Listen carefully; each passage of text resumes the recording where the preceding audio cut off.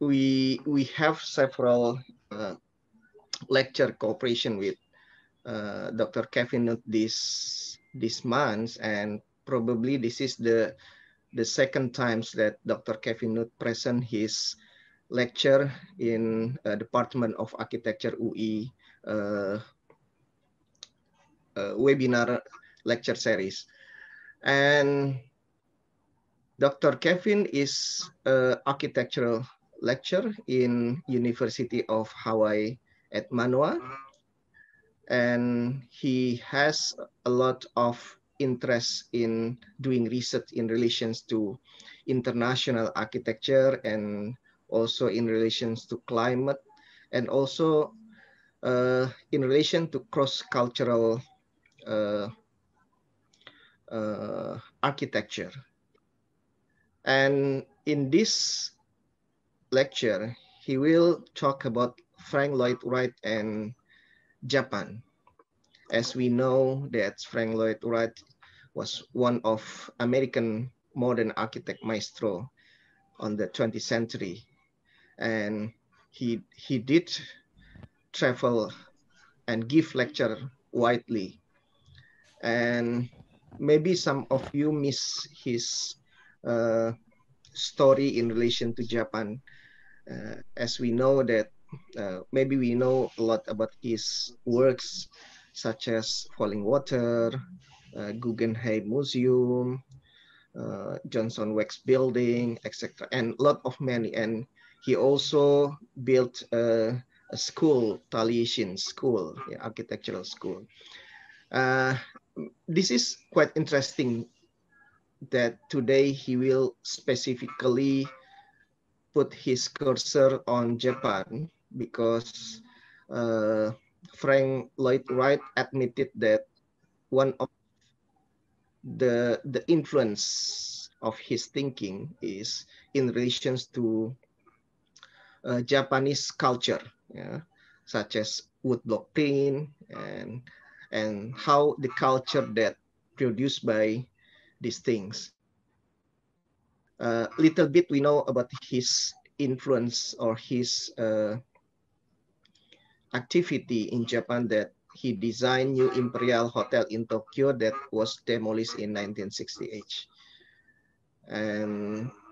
And during this time that he also added to an extraordinary personal collection of screen, textile, pottery, lacquer, and maybe this is the one that Dr. Kevin Nute will explore a bit and show to us about part of his long-time research in relation to cross-cultural architecture research in the world. And I would not talk a lot. I think this is good time for Dr. Kevin Nute to start his lecture. Thank you, Pak Kemas. Thank you so much. Okay, now I think it's improved.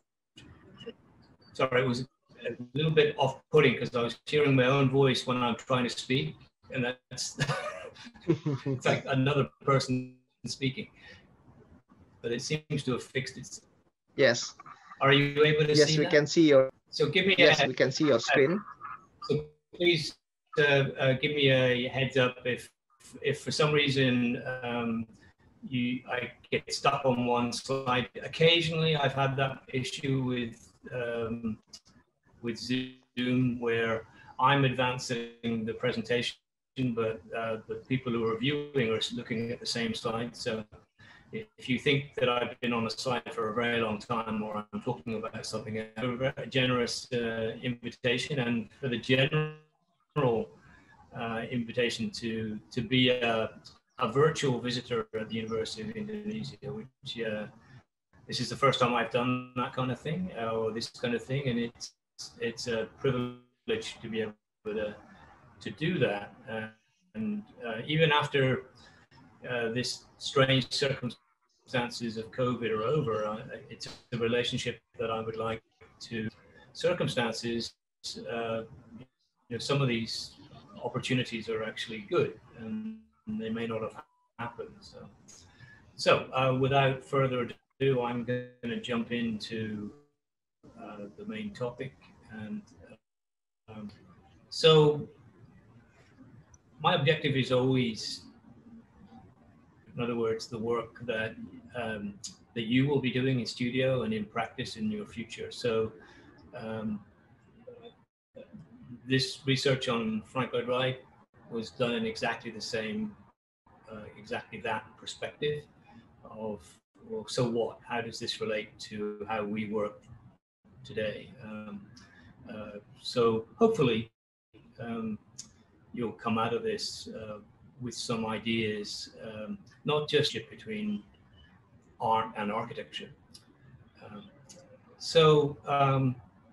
One of the things that's been most confusing, or was most confusing to many people, myself included, about relationship to Japan was it was very well known, as Kenneth mentioned correctly, the Wright was a renowned collector of Japanese art, and particularly woodblock prints. But it was not clear, and Wright really didn't do a very good job of making it clear exactly how the prints related to architecture, and especially to 20th century American architecture. So hopefully that's one of the objectives that I have is to explain that this evening and to put it all in context. And the context is, the first question is, how did an engineering student who did not finish his course at the University of Wisconsin, he dropped out, how did that years before his 30th birthday become one of the world's leading collectors of Japanese woodblock prints? And that think about it, you know, that doesn't happen accidentally.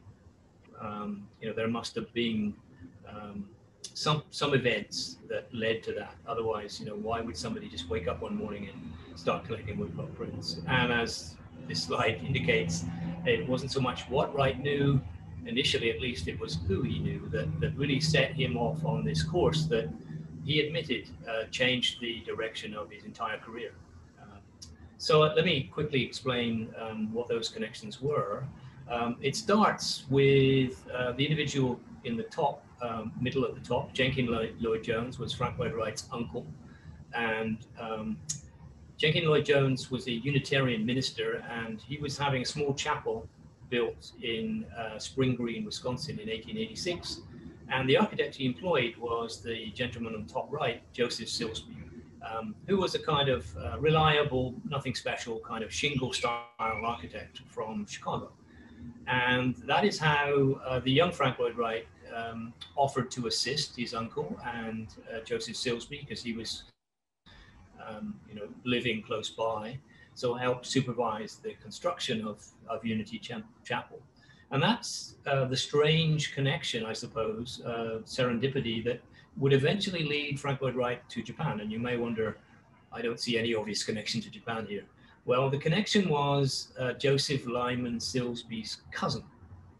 Joseph Silsby's cousin was one Ernest Fenollosa. Ernest Fenollosa was a Harvard-trained philosopher who, at the turn of the beginning of the 20th century, was the world's leading Western expert on Japanese art. So from the get-go, 1886, Wright is about 19 or 20. He is one step removed via Joseph Silsby from the world's leading expert on Japanese art. And there you have the smoking gun. That's how a dropout engineering student from the University of Wisconsin takes an interest in Japanese art and begins collecting Japanese woodblock prints. Now, it's a little more complicated than that, but that is the critical connection. Within a year, Frank Lloyd Wright drops out of university in Madison, Wisconsin, and goes to Chicago to work for none other than Joseph Silsby.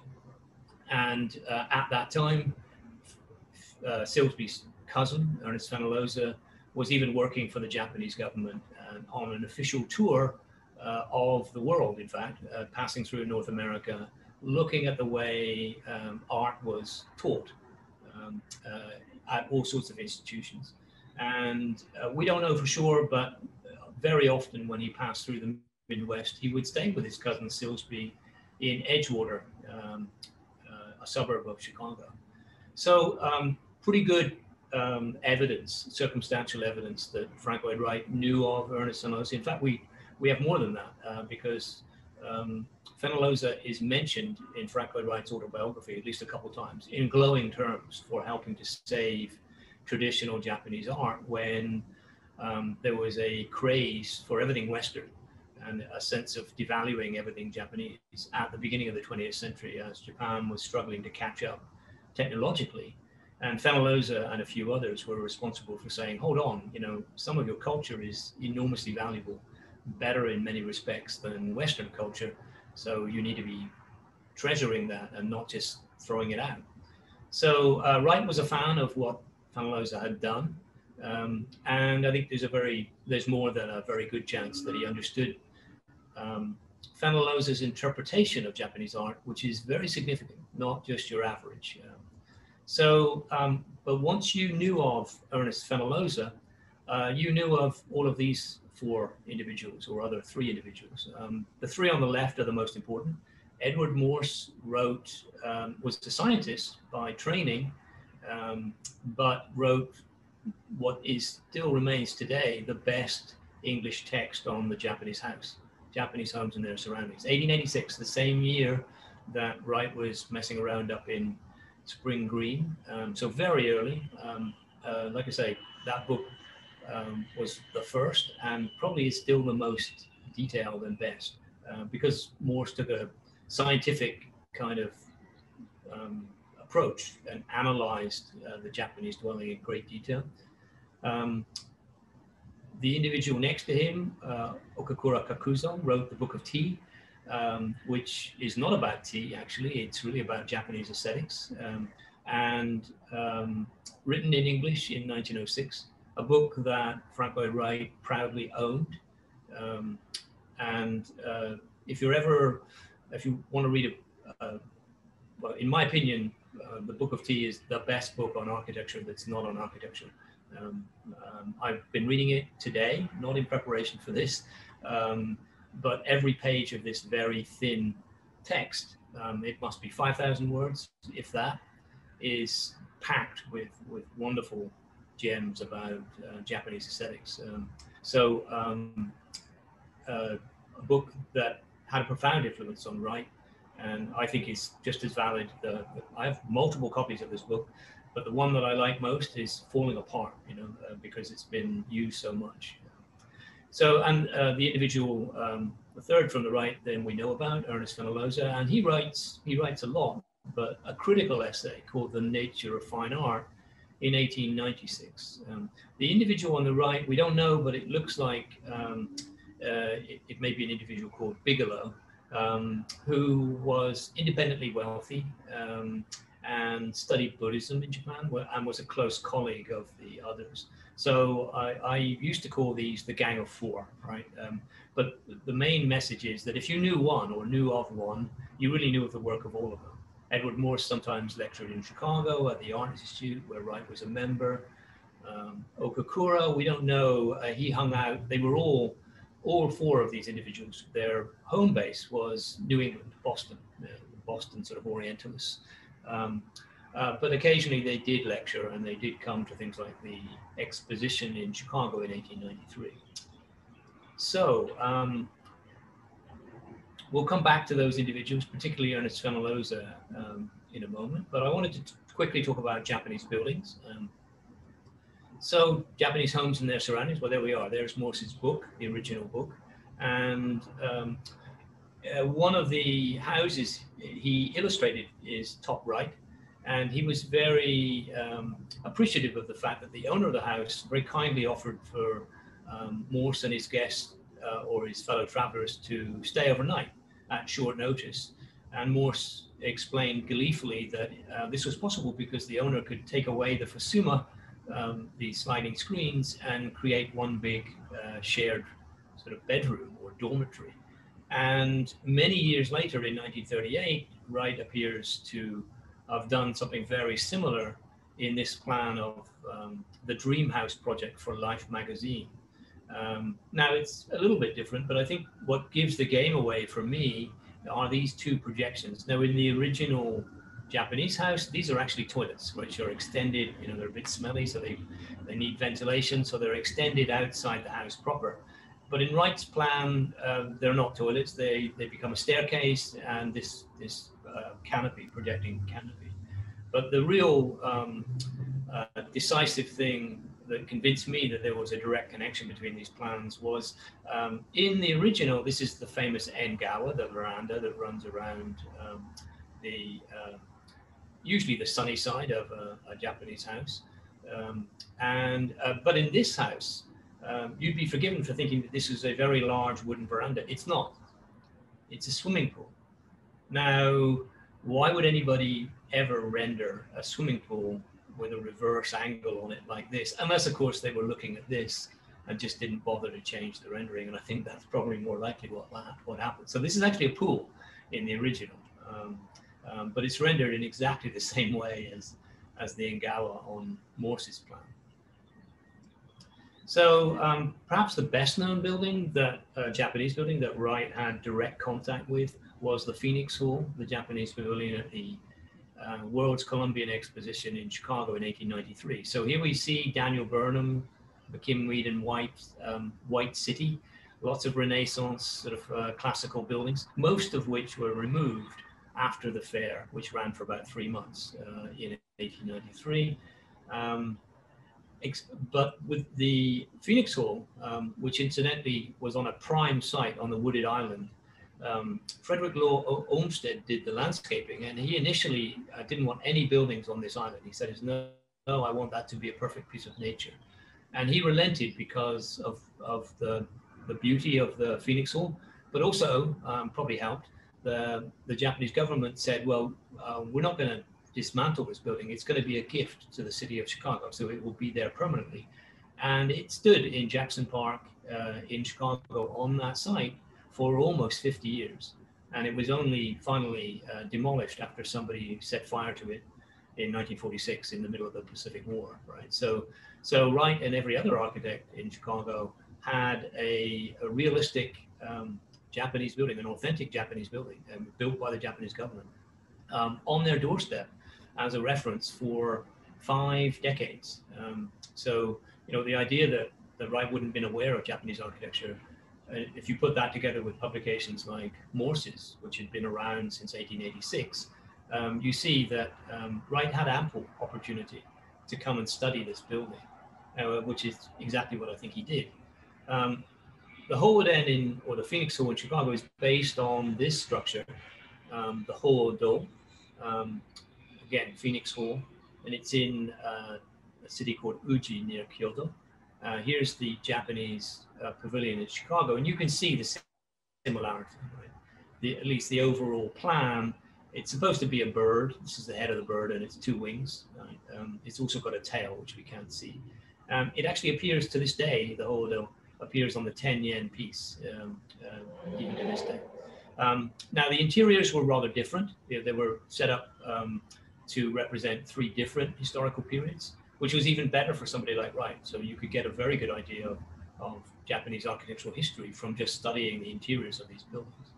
So back to the plan, here's the plan of the Hoden, right? And it has this sort of 3-part component. Here is the plan of the Imperial Hotel, which Kemis mentioned in Tokyo, designed in probably around 1912, 1914.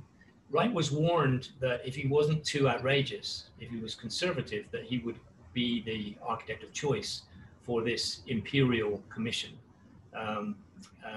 And it seems to me that Wright might well have used the plan of the Hoden as the basis of the plan of the Imperial Hotel. Basically, if you look at the proportions, the wings, the guest wings for the guest rooms, and the core of public functions in the hotel are separated at arm's length in precisely the same proportions as the 2 side wings of the Hoden. And it was a very efficient plan. It meant that the guests had some privacy from the public spaces. It also created these protected courtyards in the middle of Tokyo, so you could actually sit outside and not be on view to all the traffic going around central Tokyo. Here is the catalog of the Hoden, the Japanese pavilion in Chicago. And guess who wrote it? It was written by none other than Okakura. His name is misspelled actually here. But again, Wright would have been aware then, if he was aware of the Hoden, and he was, would have been aware of Okakura immediately, even in 1893. So Okakura's more famous book then is the Book of Tea, which Wright describes in his autobiography as introducing him to the philosophy of Lao Tzu, in particular that the reality of a building was its space and not the material of the building. So again, I highly recommend this book as, you know, as I like to say, the best book on architecture that I know that's not actually about buildings. Although it does talk, there's an entire chapter about the tea room, which is the most illuminating that I've ever read. And that was what I was reading it today. The best commentary on the tea room that I've ever read in English. Oh, we're back. Sorry, repeat of the.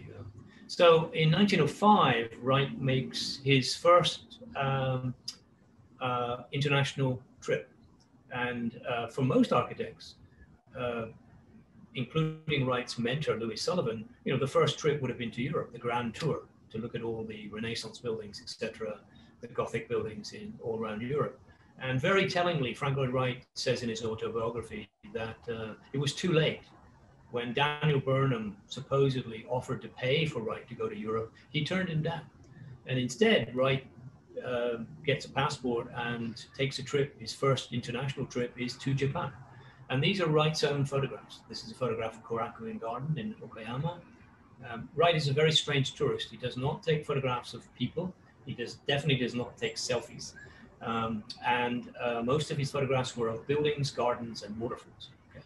And very rarely of, certainly not of his fellow travelers, the Ward Willises, who I believe paid for the trip. And then Wright promptly ignored and spent most of his time, like I said, photographing buildings and nature. Here's another view of the same garden. This is very early photography, 1905, right? So Wright was, you know, pretty cutting edge and a pretty good photographer. I mean, look at the composition of some of these photographs. I think he was interested in this zigzag pattern, which appears in some of his own designs. For those who don't know, then the superstition is that evil spirits can't turn corners. So if you're being chased by an evil spirit, if you run across this bridge, well, the evil spirit will either fall in the water or can't turn the corner. I don't know how much truth there is to that. This is the Nagoya Higashi Honganji temple in Nagoya. And this was destroyed, sadly, in the Second World War. But you can see the scale and you can see Wright's interest in these large overhanging roofs, which I think may have had an influence on some projects that came after this trip, such as the Roby House in South Chicago, which have enormous overhangs, but they were nowhere near as big as these. I think this may have been where that idea comes from. I talked about Wright's compositions. Again, this is a temple in Kyoto. I'll talk about this composition later, but note the unusual foreground object. Now, this is very common in renderings today, but it wouldn't have been common in photography or renderings in 1905. So a Japanese scholar, Masami Tanigawa, discovered several decades ago that Wright had also visited the famous tourist destination 100 miles north of Tokyo, Nikko. And here is a facsimile of the guest book at the Kanaya Hotel, and there's Mr. and Mrs. Frank Lloyd Wright. They checked in on, I think, April the 26th. Of 1905, or April 23rd, and left 3 days later. Okay. There was only really one thing to see architecturally in Nikko, and that is the famous Tokugawa Mausoleum. This is the mausoleum that Nikko Toshogu, the mausoleum of the first Tokugawa shogun, Ieyasu. Okay, you can see it is not at all Frank Lloyd Wright-like. Gorgeous decoration, but somewhat, you know, not everybody's taste. In fact, Bruno Taug, a famous German modernist who spent time in Japan, was very critical of this building and said that it was a barbaric Baroque, the Japanese, you know, equivalent of barbaric Baroque, overdone, over-decorated, and even said it wasn't really part of Japanese tradition, that it was more to do with Chinese tradition. which I think is questionable, but that was the argument. Wright, however, seemed to get past the decoration. Now, not so much of this building, but of its sister building, which was the mausoleum of the grandson of Ieyasu. And I'll show you that in a moment. But the Wrights, Catherine and Frank Lloyd Wright, arrived back in Oak Park, Chicago in, I believe, late May of 1905. And then a few months later, there was a lightning storm and the local Unitarian church burned to the ground, which was tragic, but a great opportunity for Frank Lloyd Wright. And because of his connections, and we talked about Jenkins Lloyd-Jones, Wright had an inside track for this commission. So you can see it was sort of this mock Gothic structure before, and what Wright replaced it with was very, very different. This structure, reinforced concrete structure, which appears to have nothing whatsoever to do with the Nikko Taiyuin. This is the grandson of Ieyasu's mausoleum. But when we look at the plans, they're almost identical. This is a Gongen Zukuri, a Gongen style plan. This is where the worshippers are allowed. This is where the priests are allowed. And this is the sanctuary where only the deity is allowed. And you look at the structure of Unity Temple and its plan. Well, this is the sacred space. This was the Sunday school, the secular space, and this is the shared entrance, which is almost identical. Now, in the original plan, these side entrances were only used by priests, and this was the public entrance. You can see Wright made changes. He got rid of a staircase here, etc., but there was originally one in a very similar location to the one in the original plan. And the staircase appears to have become the kitchen for the Sunday school. But I'm convinced, this is one example where I'm convinced that there is a direct relationship. And it was Masami Tanigawa who first alerted me to this similarity. So I should give him credit. He's the person who first noticed this. When we look at the context of Unity Temple in Oak Park, Wright, when he described the design, explained how because of the streetcars, the trams along Lake Street, which were noisy, he deliberately put the entrance away, which is interesting explanation, but I think completely post-rationalized.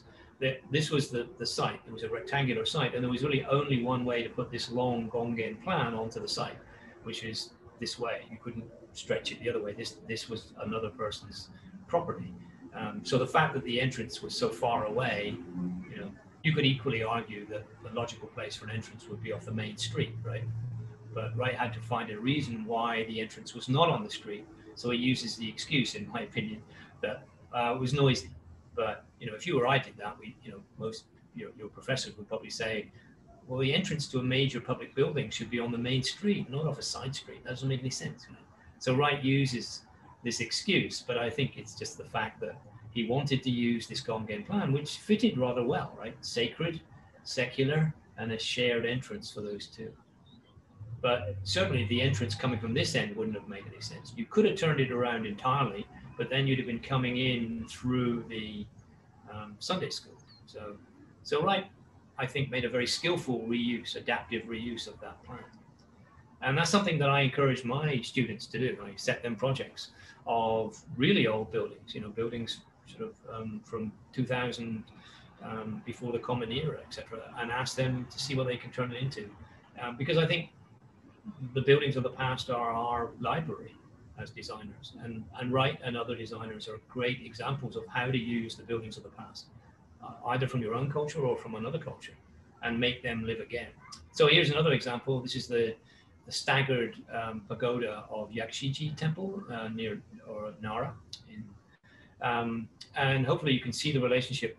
These roofs, these are roofs in the original plan. It's not actually a cantilevered structure. This post in the middle is an anti-seismic device that swings in an earthquake and helps to stop the building shaking itself to pieces. But Wright interprets it in the St. Mark's Tower project, and then that becomes the Price Tower in Oklahoma, and also the Johnson Wax Building, the research tower in Racine, Wisconsin. And he interprets these staggered roofs as staggered floors. In Japan, particularly in Zen, but probably generally, their positioning of their hands is somewhat differently from the way prayer, the position of prayer is in the West. Then, so here's Frank Lloyd Wright showing the origins of the Unitarian Church in Madison, Wisconsin. There is a Japanese farmhouse, a minka type, that is based on this analogy with the Japanese hand position for praying. It's called the gasho. Gasho means to pray in Japanese. And it seems that that there may well have been a direct relationship. Another building that Wright may well have seen in Kyoto is the Heian-kaku. And this building is approached, historically was approached by boat. And if we see, if we look at the falling water, there's a similar staircase there that goes down to the brook. You don't actually approach the building from the river there, but I think there is a connection. Clay Lancaster was the American scholar who first made that connection. On the left here is an existing temple in Lake Biwa in West Japan. And here's a project, unbuilt project for the Claremont Hotel that I think Wright might have modeled on this diminutive pavilion that, as I said, exists to this day near Kyoto in Biwa. So we're on to the main meat of the talk. I hope the sound is okay. I'm getting some feedback, but Japanese prints then. Here's what Wright said about the Japanese print, and basically he's admitting that his view of Japan was really influenced by the images depicted in the prints that he owned by these famous Japanese print artists. In other words, for many years, even before 1905, when he first went to Japan, he had images of Japan that were largely based on the prints. He even called Tokyo Yedo, right, which is the old name, Edo, for Tokyo. And he fully admits that he has this idealized, romanticized view of Japan, largely influenced by the images of the woodblock prints. So let's look at some of that. In 1905, Wright comes back with hundreds of prints by his favorite print artist, or one of his favorite print artists, Utagawa Hiroshige. And here is an exhibition that Wright put on at the Art Institute. So he was obviously besotted with this. He took a lot of time to design this. And then a few years later, he did a much bigger, swankier exhibition of not just Hiroshige, but many Japanese wood print artists' work. So Wright was very serious about this as a collector, as a financial investment, but also, and this is the great unknown and the one that is most interesting to me, as a source of inspiration for his own work. And that's what I'd like to explain. How could the woodblock prints, a two-dimensional art, very two-dimensional as it turns out, have anything to do with the three-dimensional discipline of architecture? So the two favorite print artists that Wright enjoyed most were Katsushika Hokusai on the left, and I just mentioned Utagawa Hiroshige on the right. And Wright decorated his own home. This is Taliesin in Spring Green, Wisconsin, with prints, but also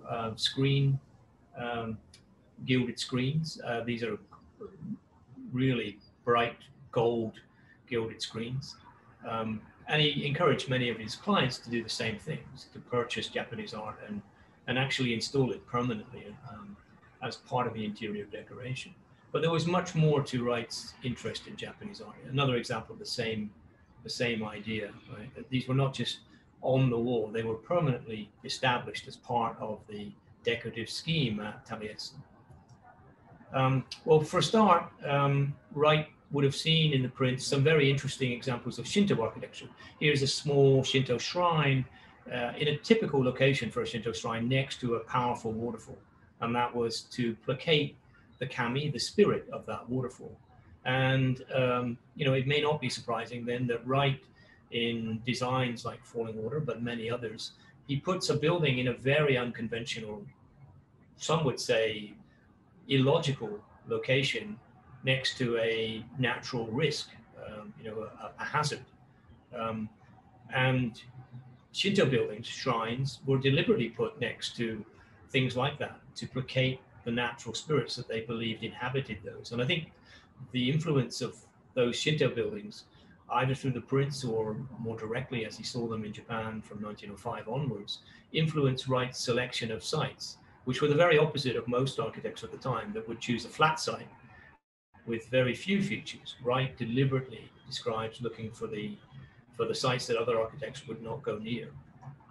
So I hope all of you will be aware of this notion of organic architecture. It didn't begin with Frank Lloyd Wright. Louis Sullivan, one of his mentors, used that term as well. But Wright really made that term organic his own. And I'd like to explain how the relationship with Japan played into this notion of the organic. And it comes back to that figure I talked about at the very beginning, Ernest Fenollosa. So Ernest Fenollosa wrote The Nature of Fine Art in 1896, which really was his kind of thesis on the fact that all art should have organic form. And he gets that from Immanuel Kant, the German philosopher. And Wright repeats almost verbatim in his own interpretation of the Japanese print published in 1912. There are whole passages that you can trace straight back to Ernest Fenollosa's organic interpretation of Japanese art. So there's the connection. That's how Frank Lloyd Wright could see Japanese art as organic, because the world's leading expert and the cousin of his first employer, Ernest Fenollosa, was describing Japanese art, but all authentic art, as organic. So of course I have to explain what he meant by organic. And soon after the publication of Fenollosa's thesis, he becomes the Japanese curator of art at the Boston Museum of Fine Arts. And this individual, Arthur Wesley Dow, a trained painter, publishes in 1899 in fact, a book composition which is really a graphic interpretation of Ernest Fenollosa's notion of the organic form of art in general.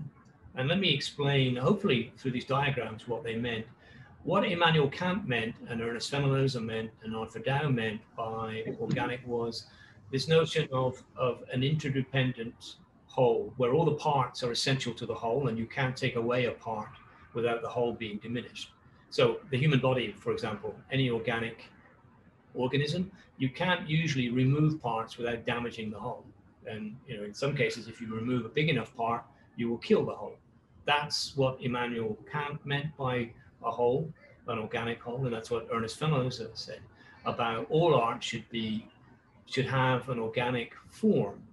And the special thing about an organic form that Immanuel Kant explained was that all the parts were, a difficult word, purposive. They appeared to have a purpose, and that was meaning that they had an order, right, a visual order. But it wasn't necessary to know exactly what that purpose was in order to be able to appreciate that form, that organic whole as a form, purely aesthetically. So look at these diagrams, and you would see something very similar to this non-figurative decoration in many Islamic structures, for example, right?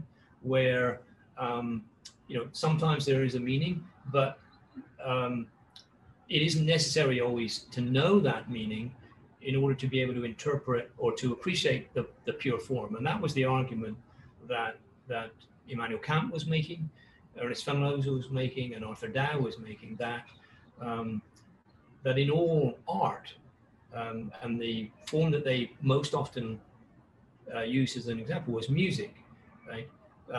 In the classical piece of music, it isn't necessary to know the meaning in order to be able to appreciate the pure form, the arrangement of sounds in time.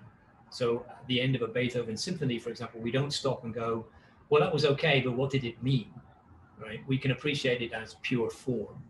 And So that's what Ernest Fellows argued should be the first criteria of all art, that it should be, you should be able to appreciate it as pure form, irrespective of whether it has any content or any message or any meaning, that this was the sort of primary criteria of all art.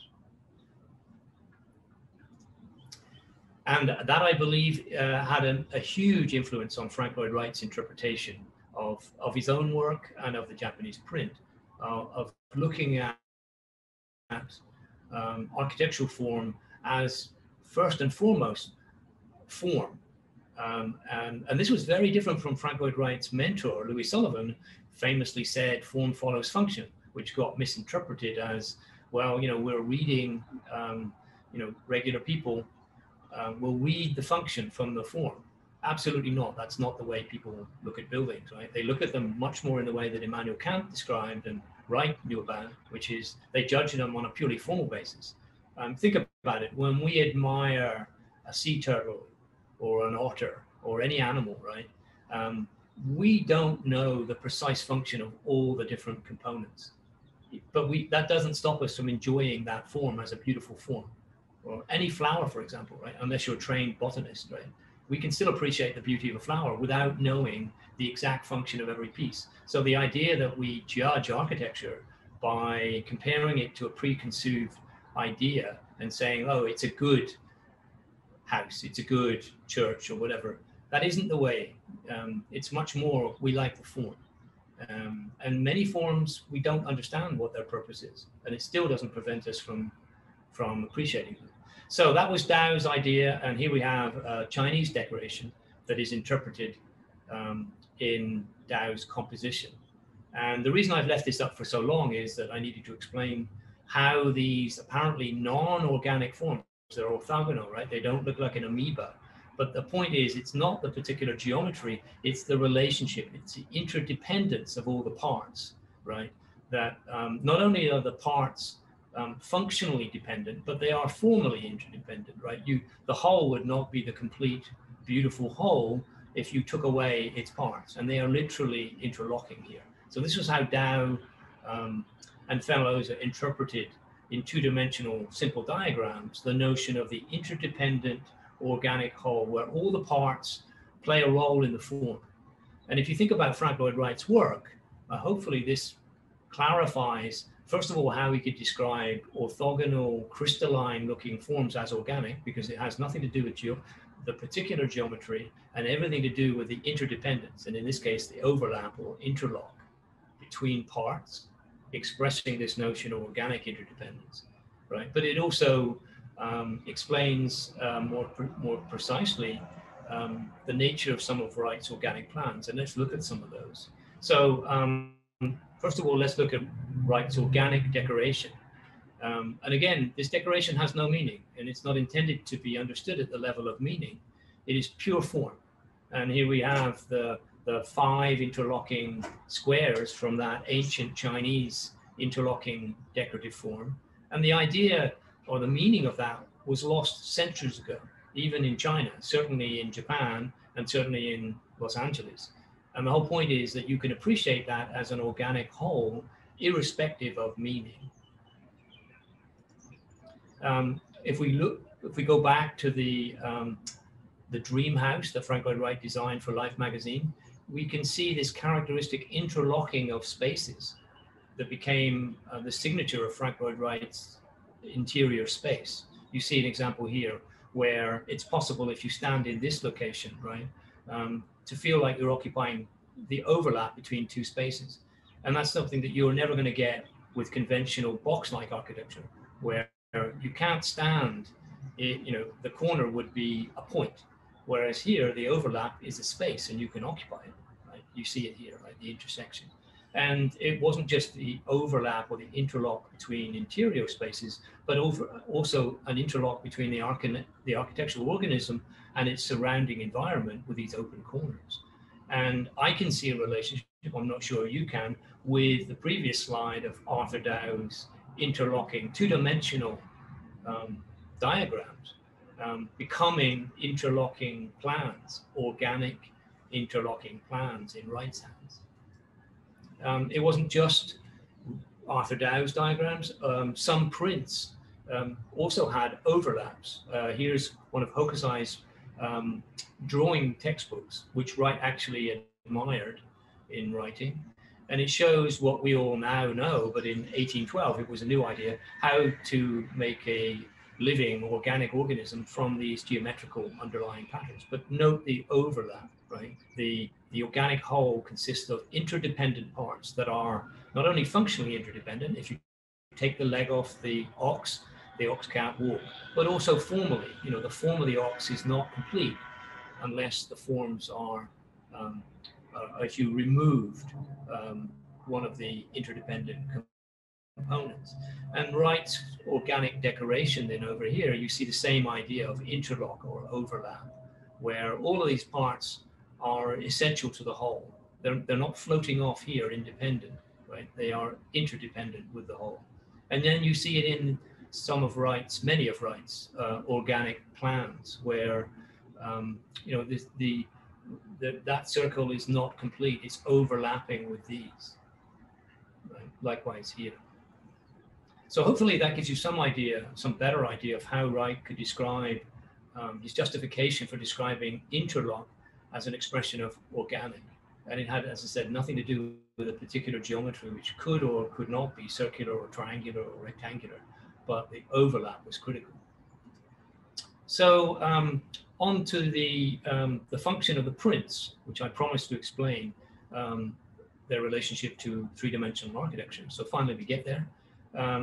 So in a nutshell, then, this is a conventional picture, Western picture frame, right? Imagine the sort of gilded 3-inch wide Renaissance picture, you know, in this, you know, Gaudi kind of big frame, which very clearly differentiates the pictorial space, which somebody's labored for weeks or months trying to convince us that a flat piece of canvas is actually three-dimensional art. Then they put a frame around it which says, oh, by the way, just in case you were fooled, you know, this is real space and this is pictorial space. Right? So the frame really undermines the whole game of trying to create the illusion of three-dimensional space. The print artist didn't do that. There was no frame around the prints. There was a line, but it was very often disrupted by objects in the foreground. So it was almost as if you were just sort of brushing aside the foliage and you were actually part of the space, the pictorial space. So Wright discusses this and admires it in Hiroshige's prints in particular, the use of these foreground objects to reduce the separation between the represented pictorial space and the observer. And then in Wright's own renderings, you see the same idea where he will deliberately disrupt the rectangular frame with elements that are outside, and he would then reverse that and take elements that are inside and let them break through the frame. And he's trying to suggest the continuity, that there is no division, no separation between the pictorial, the made space, and the real natural space. Here we go back to that photograph that I showed you earlier. Here's an example of Hiroshige using the gate post of a temple and this huge lantern. And you know, where's the frame of the picture? Well, they're formed by elements within the picture, the lantern and the gate post and the threshold down here. And Wright is already picking that up in 1905 in his photography, right, of using objects within the scene as a replacement frame to basically get rid of the frame and to suggest that we are in the scene. We just have to walk through this doorway and underneath this lantern and we'll be in the temple. And Wright does exactly the same thing in his own print. So here's a Japanese example from Hiroshige, right? No frame, the only frame is the foliage. And Wright is doing exactly the same thing with this rendering of the Winslow house, where the frame is eroded to the point where it disappears up here, and down here it gets conflated with the sidewalk. But the idea, the impression that he's trying to create is that we are able to just walk across the road and we will be there in front of the Winslow house. And there isn't some artificial frame that is suggesting that is a pictorial in a separate space. Same thing with the 1910 Vasmuth rendering of Unity Temple, where the bottom of the frame has completely disappeared. So this space continues supposedly out and under our own feet. And we are just standing across the road looking at Unity Temple, and there's no frame to separate us. And Hiroshige is doing something similar with the tree trunks, the cleft in a tree trunk in his prints. In case you're wondering if this is all just mere speculation, Wright actually answered us. This is a rendering of the 1906 De Rhodes House, and it was drawn by Wright's assistant, Marion Mahoney Griffin, Marion Mahoney at that time. And it's difficult for you to read it, but down in the bottom right here is an inscription, and it reads, drawn by Mahoney after Frank Lloyd Wright and Hiroshige. So here is Wright actually admitting, he's fessing up to the idea that this style of using foreground objects and having no frame at all in the lower part of the rendering, or around that rendering, he owed that device absolutely to Hiroshige. And the breaking of the frame that I mentioned in Wright's renderings, he apparently owes that to his other favorite print artist, Hokusai. On the left is a famous print called The Manifestation of the Peak. And Hokusai is trying to get across the sheer enormous scale of Mount Fuji. And he does it dramatically by saying, well, it's so big that I can't fit it on the page, so it has to break through the page. And Wright is doing something very similar with this rendering of the Huntington Hartford project on the right, where he sets up the very sharp horizon line only for the building to break through it. And the conventional frame around the rendering is like, well, it doesn't exist down here. We're in there. We're on this mountainside in California. And this is one of my favorite Wright renderings. It's of a building in Mason City, Iowa, the National Bank. But it's actually several buildings in one. There's a hotel in there, and there's used to be a newspaper office, and it's now a restaurant. I was there a couple of years ago, and they've wonderfully renovated these buildings. So if you ever need an excuse to go to Mason City, Iowa. But the main point that I want to make is look at the way that Wright is deliberately letting things from outside the frame drift in, and letting things that should be within the pictorial frame drift out. And it comes directly, in my opinion, from Hiroshige. From Hokusai, and here he is with the Sea Cliff project near San Francisco. Again, he sets up a frame only to deliberately break it and to basically say that space is continuous. So hopefully you can see that there's a direct relationship between the woodblock prints, at least the ones that Wright collected and admired, and Wright's own renderings. But we're still not really at architecture, right? So that's next. And here, in a nutshell, is what I think the process was, that you have the prints and the breaking, the use of foreground objects to diminish the rectilinear frame, the separation of represented space and real space then, and the breaking of that frame. Then you see those devices in Wright's renderings, but finally it gets flipped over into the horizontal plane, and those same devices of breaking the frame then are translated into the architectural plan.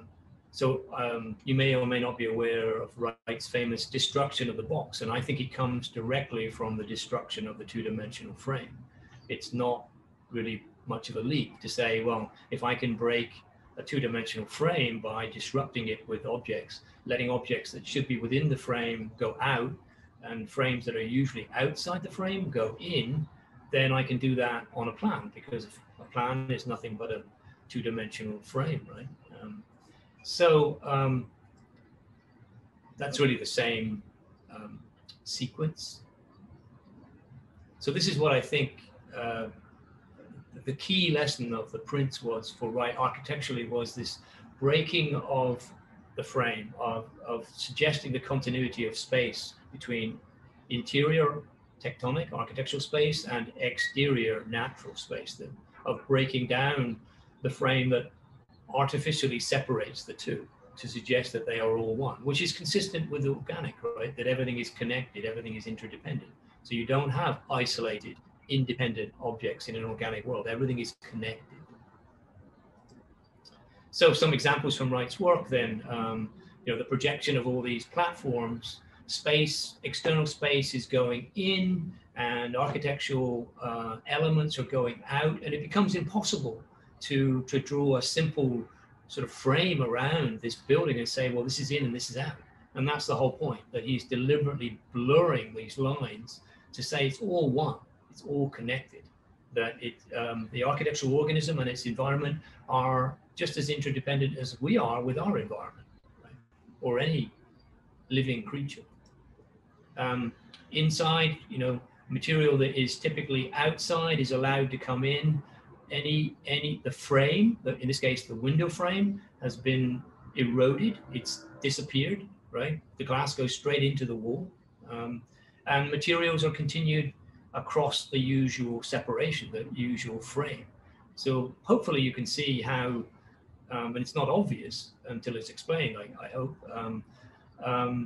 how these kinds of effects come from something apparently as far removed as a woodblock print.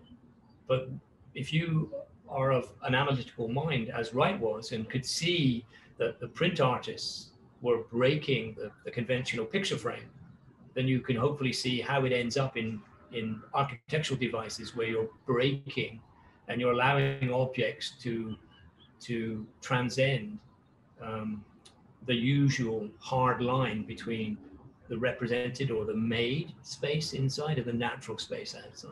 So for me, it all comes from the non-existence of a frame and the denial of a frame in Hiroshige and Hokusai's prints. Another example, this is the second Jacob's house in Madison, Wisconsin. It used to have a fish pond, and the fish were allowed to run or swim inside and out, and then it got concreted in because it's very, very cold and it would freeze. But hopefully you can get the idea that that Wright is trying to blur that conventional distinction between inside and out. Every opportunity he gets, he wants to take things that should be outside, like the fish, and bring them in, and things that should be inside, like a wall, and take it outside. The first time he ever did this was in the Winslow stables, where there's an existing tree, and he could have avoided this tree very easily by just moving the stable a few feet. But he deliberately includes the tree, right? So that the tree is effectively breaking the architectural frame. It's something that should not be conventionally within the frame of the architecture, and Wright deliberately goes out of his way to bring it in and say, no, nature and architecture are one. There's no artificial distinction, right? So the frame, the eroded frame of the woodblock prints, the denial of that frame becomes the denial of the three-dimensional frame around architectural space. And here he is at Falling Water doing exactly the same thing. He could have avoided this tree very easily, or he could have avoided this cranking in the pergola, but he wanted to send a message. And the message was the tree was here first, and the architecture must take its cue from the tree. And nature and architecture, the man-made and the natural, have to live in harmony, right? It's not one or the other. You don't cut the tree down and you don't not build. The two things can coexist. Ironically, I believe this tree died because it was too close to the foundations of the building. So he was less of an ecologist than he was a theorist, but way ahead of his time. This notion of sustainability, that we have to coexist, right? It's not one or the other. And sending this message of the interdependence of culture and nature, that dichotomy, right? The whole idea of organic architecture is trying to bridge that false dichotomy between culture and nature, as if human beings are not natural. Culture is a product of humans who are natural. So, the dichotomy between culture and nature is a false dichotomy, right, with Iran, and so would feminism. Here we are again at Falling Water, and here's the rock where the Kaufmans used to picnic overlooking the waterfall. And it is, it should, in any conventional architecture, it should be outside, right? And he deliberately brings it inside, and it penetrates the architectural frame to become the hearthstone. And again, Wright is sending the message that architecture should be a part of its place, and place should be part of architecture, and there's no separating the two. There's no moving this building around as you could some buildings, right? It is absolutely dependent on this place. So this is Wright himself. This I think sums up his notion of the organic, of an organic environment where everything is interdependent, and all the parts depend on all the others, and the whole depends on all the parts.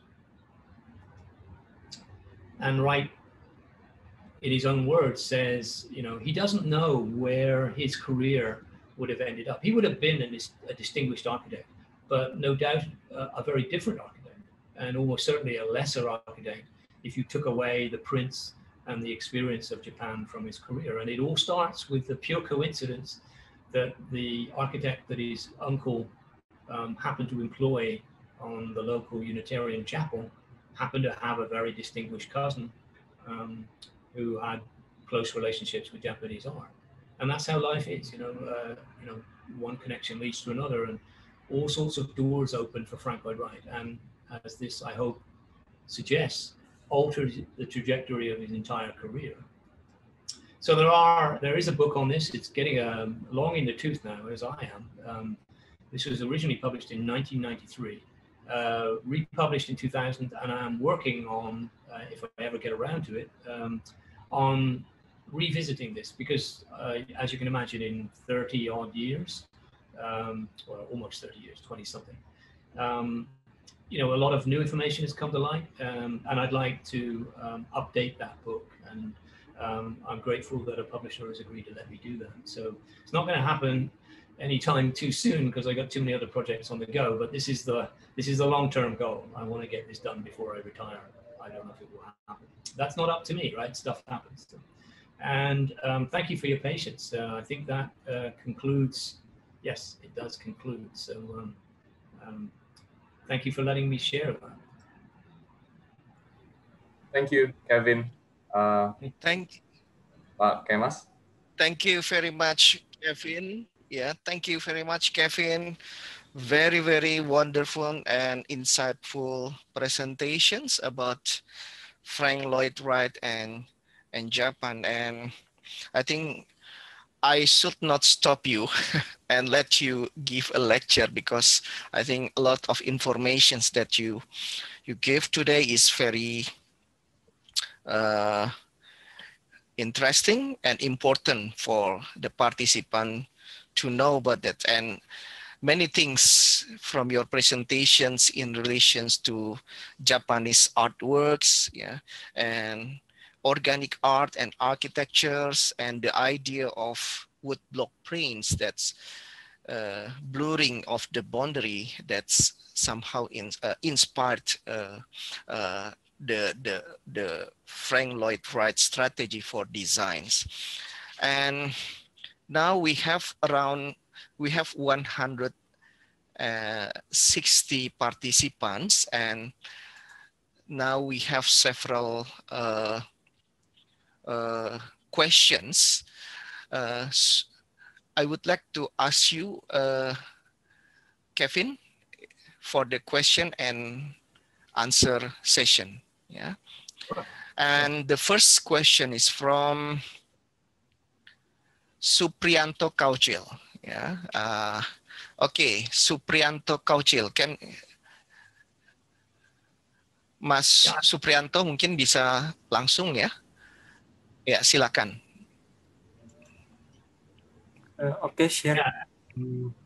I can see your question, Supriyanto. It's in the chat, so I can read it. And so if the other if the other guests can look in the chat, they can see your. I hope they can see your question. It's to do with carvings in the Arab lieutenant's house in I can't pronounce it, Ternate. Now I don't know where Ternate is, but you know, when I mentioned, okay, when I mentioned that, Supriyanto, I was trying to be relevant, and as soon as I mentioned Islamic decoration, I thought, oops, I'm out of my depth here, you know, because I don't really know anything about, you know, what I know about Islamic decoration is what I've read, which is, you know, no figurative decoration in religious structures. But I'm also, as I was speaking, was thinking, I believe that Arab script is a very large part of Islamic decoration. Again, it's not my field and I'm out of my depth, so I probably shouldn't, in my effort to be contextual, I went out of my depth there. So there may well be meaning if there are script, and I know that there is Arabic script in a lot of Islamic decoration, then there would very much be meaning there. So not a good analogy on my part. I don't know if that answers your question. I'm not familiar with the particular building, obviously, but I think I was wrong in saying that no meaning in necessarily. But my main point, well, Fenellosa's main point would have been that you could appreciate, even if art does have a meaning, and some art does have a meaning, even if you don't understand the meaning. And this was a famous description of the woodblock prints, that many Westerners loved the woodblock prints, but they hardly understood any of the hidden meanings, because they were even many Japanese could understand those. Some Japanese would understand the meaning, several of the meanings, but other Japanese only one or two, and some of them just loved the prints for their purely formal kind of appeal, and they didn't understand any of the cultural meanings. And Fenellosa's argument was that all art should be like that, that it doesn't matter whether it conveys a message or not, or it shouldn't matter whether you understand. Sorry, there was. Does that make sense? Okay, now we move to The next question, Pak Kemas. Yes. from Mandarin. Yeah. Now we move to the second question from Mandarin Guntur. Yeah. Can you explain about the translations of the manuscript when Frank Lloyd Wright in Japan, then moved back to Chicago? Why he's still using rock or concrete bricks rather than wood in his architecture design? It's a very, now I'm getting feedback. Sorry, I'm hearing my own voice. So if I'm speaking very slowly, I'm hearing my own voice played back a few seconds later. But the explanation would be the climate. You're in the Midwest. You're not going to be able to use paper and wood in the same way. Different temperatures, different levels of humidity, and very simply, brick and concrete and regular lumber would have been the materials available to Frank Lloyd Wright. So I think it's a very pragmatic decision. He's not trying to imitate Japanese architecture. He would have said that using paper, well, he probably would have said, well, that would be like around in a kimono and pretending to be a Japanese, and that, that wouldn't be authentic. But the lessons of Japanese architecture, if you don't attempt to dress up in Japanese clothes, you can take the philosophical lessons, particularly the organic lessons that Fenellosa argued that they're universal. They just happen to be manifested very clearly in Japanese art and architecture, but he argued that they're universal characteristics of all art. So, the obvious explanation that I can think of is that Wright didn't want to imitate anybody or anything, including the Japanese. He wanted to emulate. He wanted to produce something authentically American, an American architecture that belonged to his culture. But I think he learned from another culture without imitating it. And this goes to, it's a really good question, Mandarin, because it goes to the notion of cultural appropriation, which I've been doing some thinking about during our lockdown and before. And I'm hoping to do that in a week or so's time. So I won't discuss that too much now, but the distinction, had he taken the paper of a more formal characteristic of Japanese architecture, I think he would have fallen into the trap of just taking Japanese culture and transplanting it into another context. And he didn't do that. He absorbed ideas at the level of plan and form, but not superficially in terms of the architectural vocabulary, which made it very difficult. People said, well, there really isn't anything to grab hold of there. So in terms of, it's not obviously Japanese, and I think that's one of its most extraordinary and powerful messages, is that it's possible to learn from other cultures without imitating, without giving up your own identity or undermining the identity of the other culture.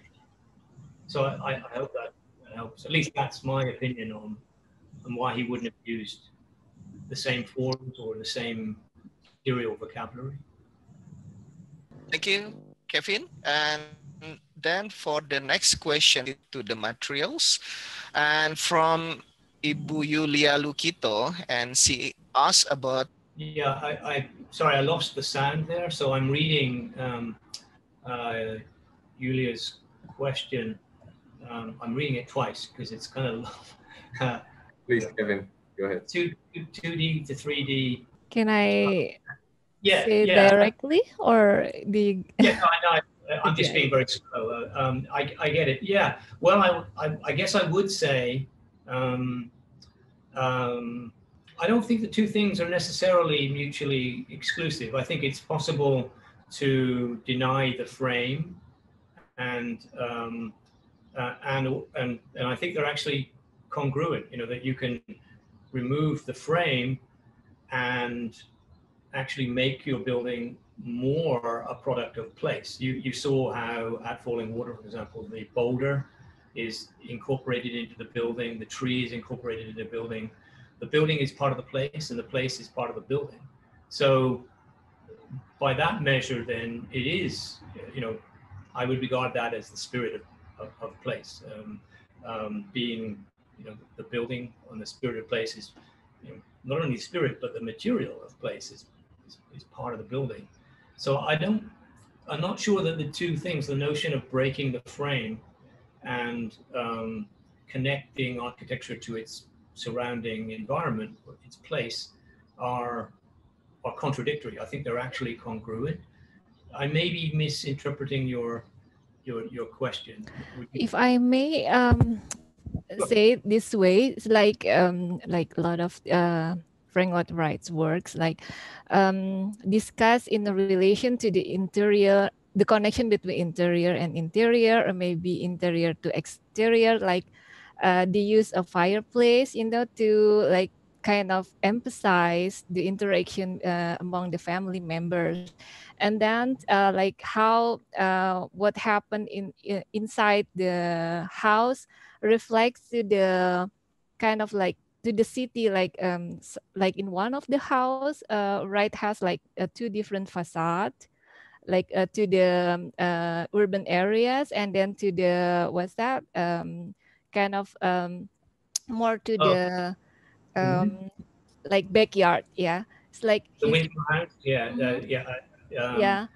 And then maybe there's a further explanation of how like the meaning of the architectures extends more from the function and then to the meaningful place, like to me, rather than from like the mechanical translation. So if both are like significance, yeah, like working together, but how then he kind of like combining that, which one the first is the first place, into a comment rather than a question. I can't answer that because it's not really a question. It seems like that's an opinion.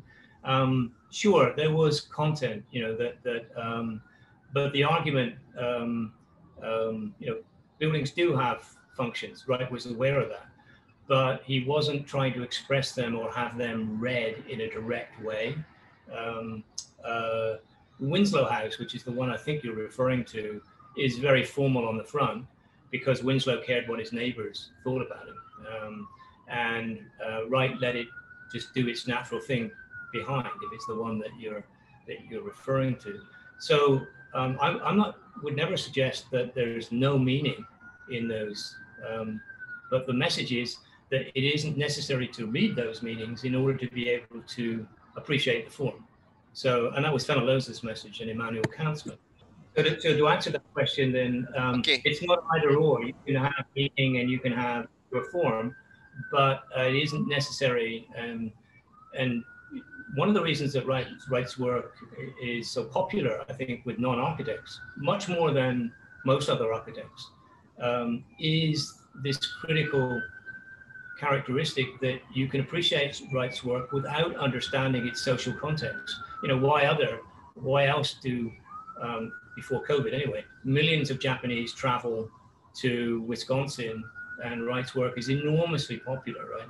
And it's not because people understand the social context of 1900 Chicago and are reading those buildings like books, like anthropologists or social scientists. It's because they love the form.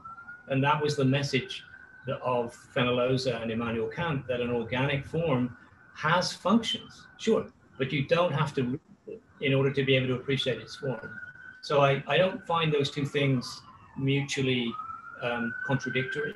You know, there is meaning, but the main message is you don't have to read that meaning in order to be able to appreciate the form.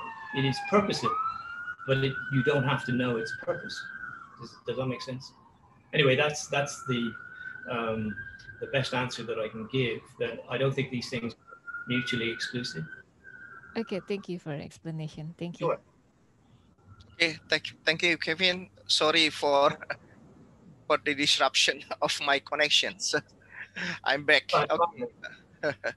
And the next questions is from Pak Maulana. Oh, Pak Maulana is not asking question, but only a comment in relation to the Supriyanto questions. I think he That mentioned one I can't read. the So, things that happen in some of the Frank Lloyd Wright works also can be seen from the traditional architecture in Ternate, but it's not related to Frank Lloyd Wright, but coincides with this. Yeah. And the next question is from Nadia Oktiarsi. How far do you think we can interpret something into a design process, considering not all people can understand what exactly designers mean from a design unless they experience it? Yeah, that's a great question. I think it's spot on. That you've probably experienced by now that, you know, if you show three people, even three architects, the same image of a space and say, how does it make you feel, or what does it mean, you'll get 5 different answers. You know, so there's no way to predict. It's a architecture, I would say, is more like a language. If it is a language, it's more like music, which is Fenollosa's argument again, than it is a denotative language like the one that I'm speaking now, where every word and every letter has a sound and every word has a meaning, right? And we agree on what that meaning is going to do. And it's true in Indonesian, it's true in every regular denotative language. But architecture is not a denotative language. It's more like an evocative language, like music. And, you know, you play different chords and they're going to resonate to differing degrees. And as I said, in answer to the previous question, very often there doesn't need to be a specific rational meaning. It's more of a feeling, and feelings are going to vary. So I absolutely agree with the premise that architecture is more about feeling than it is about meaning. That we don't read buildings like books. We move through them, and sometimes, very often, they don't make us feel anything. Sometimes they make us feel uncomfortable, and sometimes they make us feel comfortable. And most people don't even stop to think about why. Now, as architects, we need to, you know, why is this space making me feel uncomfortable, and why do I prefer that space? Is it the light, or is it something to do with the height of the space, or what is it? But it is about, I think, mostly about experience. I have a particular axe to grind here, that I think that architecture ends with human experience, and therefore, rather extraordinary, I think it should begin. The architecture design process should begin at the end with human experience, not abstract things like plans, which are conceptual and abstract, and which nobody will ever see in the end. But if you actually started with your imagination and imagined experiences, then there's a far better chance that those positive experiences would end up in the final building. So I have a strong opinion on the way a lot of design used to be done. It's beginning to change with digital media, but in my era as a student, everything, 90% of your time was spent on a plan, an abstract conceptual diagram that real people will never see in the final building. It makes no sense. And then if you had time, then you draw a few perspectives that are based on that plan, and you go, oh, that's what it looks like in 3 dimensions. Oh, well, too late. I would argue that we should begin with the perspectives in our own mind's eye and create them in here, create those wonderful experiences. And then when that's finally cooked, then you draw a plan. And there are a few designers, people like Hans Scharoun, the mid-century German modernist, an organic architect. If you look at his plans, they're kind of crazy. You go, wow, was this guy taking drugs or what was he doing? And I think he's starting with renderings, 3-dimensional human experiences, and then the plans are a product. And they're very often non-orthogonal. They're very interesting. You should look him up, Hans Scharoun. And the plans are really kind of scary, but that's not how you experience the final buildings. You experience the final buildings as a series of spaces, 3-dimensional spaces. So I think it's very risky to try to read meaning and even feeling. A feeling is, it's more likely that if a space makes you feel a certain way, that there's going to likely be more overlap, right? But still, there's no guarantee that a space that makes you as the designer feel a certain way will automatically make other people. It's something that you have to check. But some of our most profound feelings, the kind of experiences that we have as children, those are deep, and those I think most people do share. So I encourage my students to trust their own human instincts, especially the instincts they had as children before they'd been taught stuff, because that is what we share in common with other human beings. And it's those buttons that we need to push with architecture. And unfortunately, we tend to start design with architecture, with buildings, rather than the nature of human experience and beings, of what it is to be a human being. So, sort of architecture feeding off itself rather than architecture manifesting positive human experiences. Sorry, that's a long answer, but it's a topic that I feel I've thought about a lot in the last couple of years, and I feel strongly about. So it is a risky business to interpret meaning in a space, and I try to avoid that. I'm talking about pure form as pure form, but I'm not attaching meaning, except in the sense of the interlock, I suppose. And that's the one place where, and I think that makes my point. Philosophically, Wright may or may not have understood that interlock as a manifestation of organic interdependence. But it is absolutely not necessary for anybody to understand that to appreciate his work.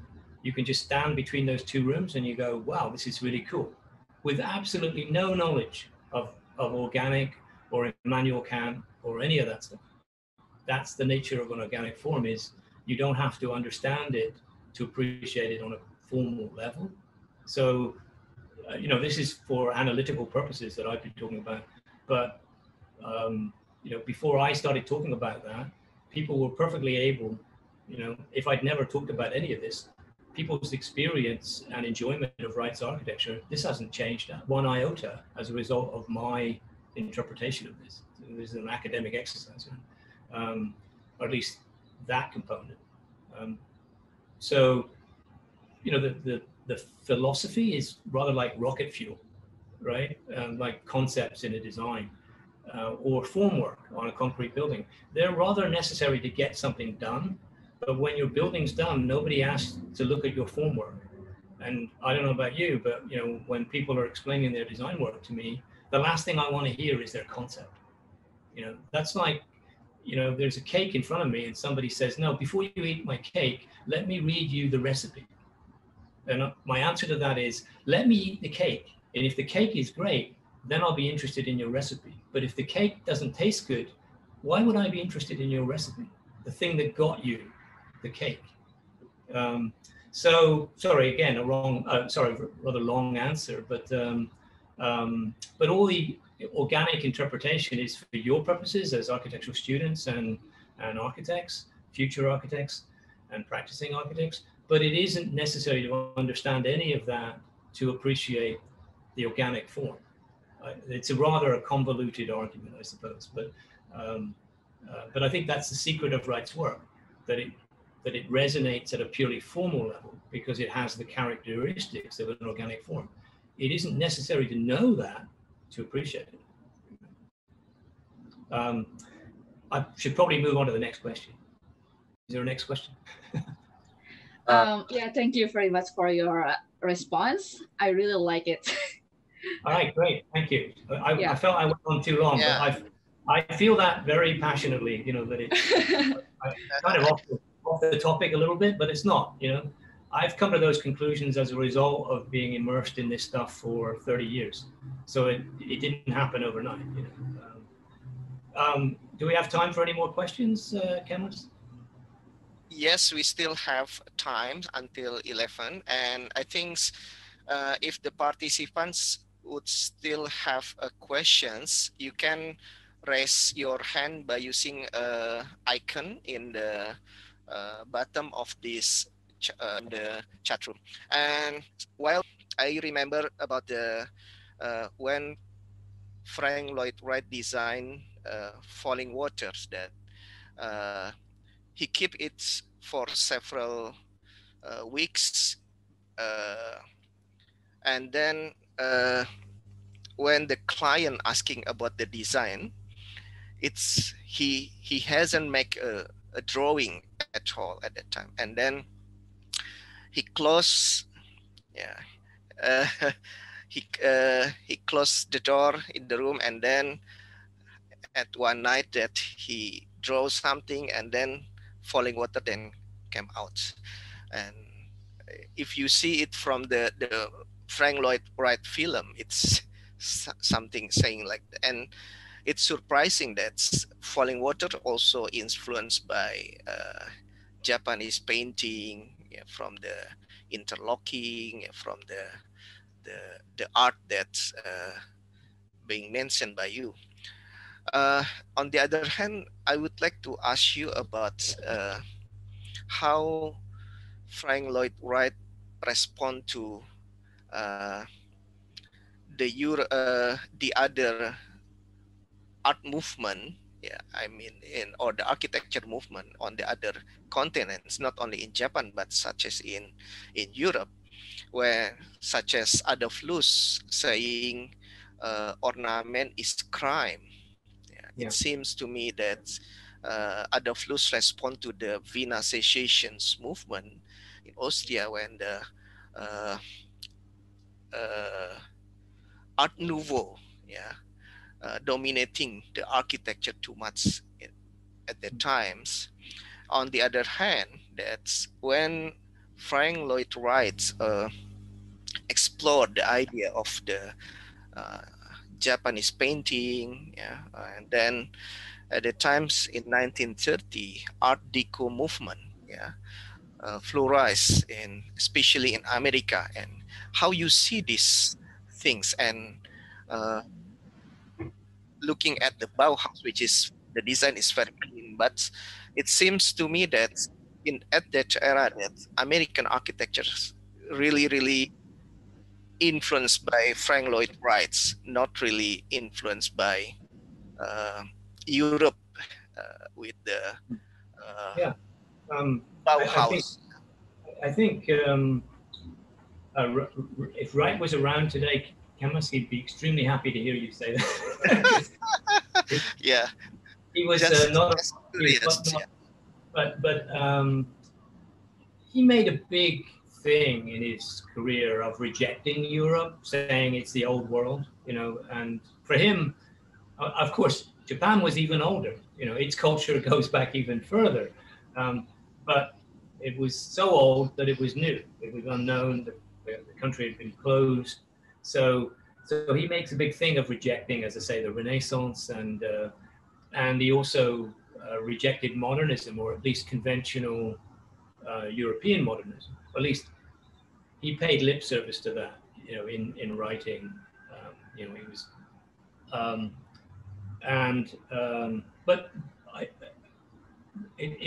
I'm glad you mentioned this, Chemist, because I don't want people to think that I or anyone else should be under the impression that Wright owes his entire career to Japan in some way. That's not the case. This is a case study. And Wright was like a magpie. I don't know if you're familiar with that bird, but you know, there are probably similar birds in I'm sure there are in Indonesia that look for, I don't know, attractive things, and they will take them back to their nest, you know, and whatever catches their eye, they take it in. And you know, architects, artists in general are rather like that. And so Wright was also quietly borrowing from the very people that you're discussing, Chemist, but he wouldn't, you know, he never really acknowledged it because it was a bit too close to his own discipline. He could talk about the prints and he could talk about Japan because they were both very far removed from his culture and from his discipline. He didn't talk about Japanese architecture much, too close. And he wouldn't have talked about Europe or European architecture because too close. You know? But he felt safe, I think, to talk about woodblock prints because, well, what has that got to do with architecture? And he never really explained. He said that they had great architectural lessons, but he never in his entire long life explained clearly what is a woodblock print got to do with architecture. And he never talked about architecture, Japanese architecture, because, you know, he would have been accused of, I don't know, stealing or borrowing or whatever the word is. And of course, that's a misdescription because all artists, everything comes from something, you know, nothing comes from nothing, right? So it's the combination. So coming back to your point, I honestly don't know about the influence that Wright had. Wright, during his lifetime, was considered idiosyncratic, sort of strange, one-off. And he was okay with that, you know, and famously, there's been no one to carry on after Frank Lloyd Wright. He had so many apprentices at Taliesin who were steeped in it, but nobody who came up to Wright's stature, really. Although there are some architects who continue to use the word organic architecture. Herb Green and that sort of generation who do very sort of often very curvilinear. People like Bruce Goff, who I'm sure very few of, none of the students would have heard of, but you should look him up. Bruce Goff, Goff is Goff. Really strange, really idiosyncratic, quite different from Frank Lloyd Wright in many respects, but also probably could be categorized in that, you know, non-traditional modernist. Goff was interested in expressing his clients and not expressing himself or expressing architectural fashion or whatever it was to be cool. So his works are, you know, every building, it looks like it was done by a different architect. There's almost no consistency. Whereas Wright's work, huge consistency, because every one of Wright's houses was really for Frank Lloyd Wright. It wasn't for his clients. Whereas every one of Bruce Goff's buildings was for that client. And Goff even said that he had never designed a house that he personally would want to live in because he always made it for the client. And every one of Frank Lloyd Wright's houses, Wright would have been perfectly happy to live in. You know, so there were. Sorry, I'm kind of waffling off the topic here a little bit, but I think the main point I'd like to get across is that Wright borrowed is the wrong word because he didn't give it back. Wright learned from many cultures, including Europe, including his competitors, people like Le Corbusier and Nute.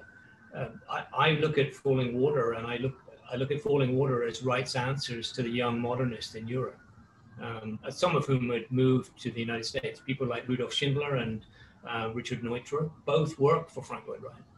And in his 70s, you know, when he should have been retired, right? Wright comes out with Falling Water, which is the most, you know, it's more modern than any of the young European modernists could manage, but it also has a rustic feel and it's connected to place. So it's like, it's modernism multiplied by about 10, right? It has all the characteristics of a distilled composition, right? It's a piece of sculpture, but it's also made out of stone, and it sits above a waterfall, and it belongs to its place. And, you know, it's so much more rich than the conventional sort of flat plain white architecture that was being produced in Europe at that time, and even in Southern California by people like Richard Nute. So, you know, Wright was clearly aware of what they were doing, and in his typical immodest way, kind of went out and said, well, sure, I can, you know, you're half of my age and I can do twice as well, you know, and he did. So I don't know, he's a unique character, and that's both great and also sad that we won't, you know, we don't see the likes of him coming along, or at least I haven't. You know. Plenty of us know about Wright. Knowing about or thinking that we know about Wright is not being right, and not, you know, if I was capable of doing what Wright was able to do, I'd be doing it. I wouldn't be talking to you right now. You know, Wright famously said that a spoon you can put a spoon in soup for 100 years and the spoon will never taste the soup. And I feel like a spoon in Frank Lloyd Wright soup. You know, that, sure, you know, I'm completely immersed in Frank Lloyd Wright, but am I really tasting Frank Lloyd Wright? Could I produce a Frank Lloyd Wright? No, I'm not Frank Lloyd Wright. Yeah, So. yeah. Thank you, Kevin. And we still have another question, one question from Tasharin Prisidiani. She asks about the idea of designing a space from inside to outside. Do you think it's the correct interpretation behind the idea of designing a space through spatial experience, as what you mentioned before? Totally. Yes. 1,000 times yes. That's the way it should be done. And when we do it the other way around, I mean, think about it this way. You know, there are many ways of thinking about this, but think about how much of your time do you spend outside looking at buildings? And you're architects, and architects are kind of strange, right? Because most regular people don't even notice buildings, right? We spend, and the U.S. Environmental Protection Agency surveyed this back in the 1990s. Your average American, even in the 1990s, let alone now, right, spent more than 90% of their lives inside buildings. So it's probably 95% at least by now. That's where we spend most of our lives these days, not out there. So just by that measure alone, we should be designing from inside out. And it's a great metaphor too, you know, that literally you should be designing from in here, not on paper, not on a computer screen, but from the best design tool that will ever be invented, which is the human imagination. You can go anywhere with this at any time. You can take it with you. You know, it is the great design tool and the great unused design tool in many cases. Paper and computers are simply for communication when you've developed ideas up here. As Kemas was explaining, right, the famous story about Frank Lloyd Wright, he gets a phone call from Edgar Kaufman at, I don't know, 10 o'clock in the morning, and Kaufman says, so where are my drawings of falling water? And Wright says, oh, we've been waiting for you, Edgar. Come on over. And the apprentices are all like stunned because they know there are no drawings. And in 3 hours, it just tumbles out of Wright's head. He designed it in his head. There were no sketches. These were completed spaces, completed experiences that Wright refined, but he'd been working on them in his head for weeks. Right? So the drawing part was pure communication. You don't see him sitting down and kind of, you know, doing doodles or, you know, it's the real design is going on up here. And we all have that wonderful tool. So, you know, designing from inside out has multiple interpretations. Sure, the inside of the building out, because that's where we spend most time, but also from in here out. Starts inside your own mind, imagining those positive human experiences. And that should probably be inside a building, similarly, you know. So it's a great question.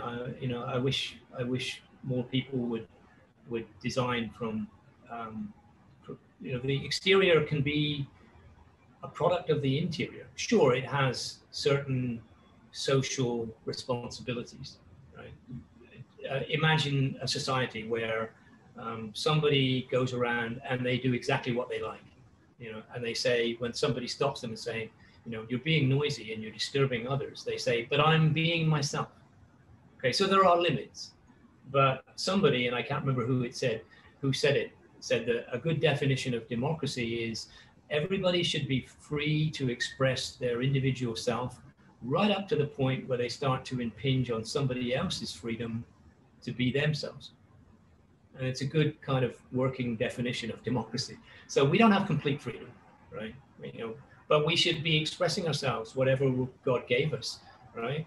Whatever we can bring to the world, it should come out, as long as it's not detrimental to others. And the same with buildings, that they should be whatever is necessary for the well-being of those who occupy that building. And sure, when it comes to the facade of the building, perhaps you do put on a face and you behave properly and in keeping with your neighbors, because you want to be a good neighbor, but to the extent possible, it should come from the inside out. And only when it starts, when you go into society, when you're on a street or you're moving around society, if you're a building, you might have an external, okay, well then perhaps you limit your self-expression out of respect for your neighbors, right? But you can express yourself internally in your own house, right? As you do in your own mind, right? So it's a bit like watching what you say, right? You should be free to think what you wish, but you should be careful what you communicate, because it affects others, right? It's not about us, it's about the effect of our words on others, or effect of our behavior on others. So, but absolutely, in answer to your question, the affirmative, inside out. I've run studios by that name, and the other way around as well, actually. That's another story. But it's a wonderful question, maybe to finish up with. I couldn't be more pleased. Okay, yeah, thank you. Yeah, we still have time. While we waiting for another questions, just look back from your presentations about St. Mark's Towers in New York that built in 1921, and Yakushi Japanese pagoda in Nara, and you mentioned about the structures, anti-seismic structure of the pagoda that being applied to St. Mark's Tower. Is it the same that is similar that being used by Frank Lloyd Wright for the Johnson Philip buildings? And do you remember Johnson Wax in the middle and the cantilever? And so structural systems are completely different, Jonas. Yeah, so it's a formal relationship, but the structure, one is a pure cantilever, right? And the other one, Yakiji, is a very unusual anti-seismic. It's not a cantilever at all. In fact, the central post in Yakiji is being held up. It's hanging from the surrounding structure. So it's almost the inverse of a cantilever, right? Yeah. So just in case anybody's confused, structurally, they're completely different systems, totally opposites. Okay. There's a building in Tokyo. And how about falling water? How about falling water? Is it the same? Falling water use cantilever as well, and the core as the. Yeah, I mean, falling water is a standard cantilever, right? And I don't know of any Japanese building. Actually, I do know of some Japanese buildings. There's a Japanese building type called kakezukuri, which means hanging style. If you look up, there's a famous temple in Kyoto called Kiyomizu, which means clear water temple, Kiyomizu-dera in Kyoto, very famous. If you ever go to Kyoto, you should look it up. But you can look up photographs of it, and it sticks out from the side of a hill, and it's supported by a timber sort of substructure. And if you remove that substructure, which you can if you're using reinforced. Somebody asked earlier, why does Wright use concrete and his own materials? Well, you can do things in concrete that you can't do in timber, right? You can put a building out over the side of a valley without any support because it's, reinforced concrete or whatever. And he did that. There are some buildings, Falling Water's one, but there's the Sturgis House in Los Angeles. is a pure cantilever. It just sticks out. And when I look at that, I go, this is Kiyomizu-dera. This is a kakizukuri building without the supporting column. You just take that away, you know. Now, you know, I don't know if that's true. You know, Frank's not around, and I'm not sure he would have ever admitted that. And sometimes you don't know. I've done it myself, where I've come up with a paragraph which I've been very proud of, and then years later I'll realize I'm reading somebody else's book, and I realize where I found that paragraph, and I stole it without intending to. You know, I borrowed it without, well, not borrowed it. I took it, you know, without even knowing where I'd read it. And I think sometimes with Wright, you know, these ideas were cooking around in his head for decades. And he may have even forgotten where the idea came from, you know, because he was not a scholar. You know, I'm supposed to be a scholar, and I forgot where I found this reference, right? And thought it was my own original idea. And I was horrified when I found out that it was not, which makes me much more forgiving when people borrow my work without any acknowledgement, because sometimes it's deliberate, but sometimes it's just human, you know?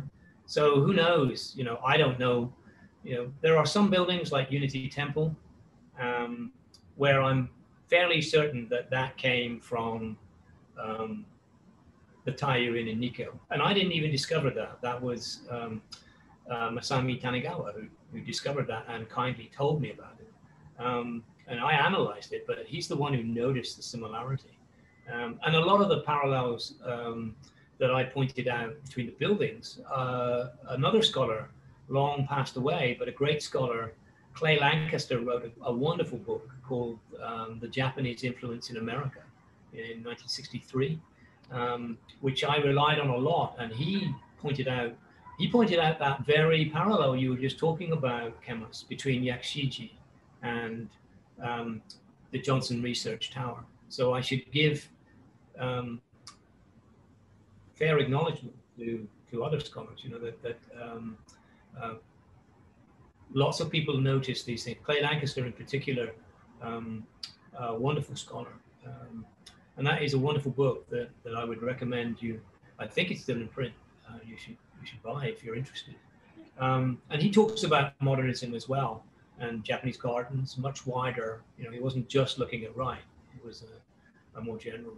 That was one of my go-to books when I started this research as a graduate student. You know, that I relied shamelessly on Clay Lancaster's Japanese Influence in America, and that got me thinking, and it got me looking for myself. You know, as to, well, what else is there.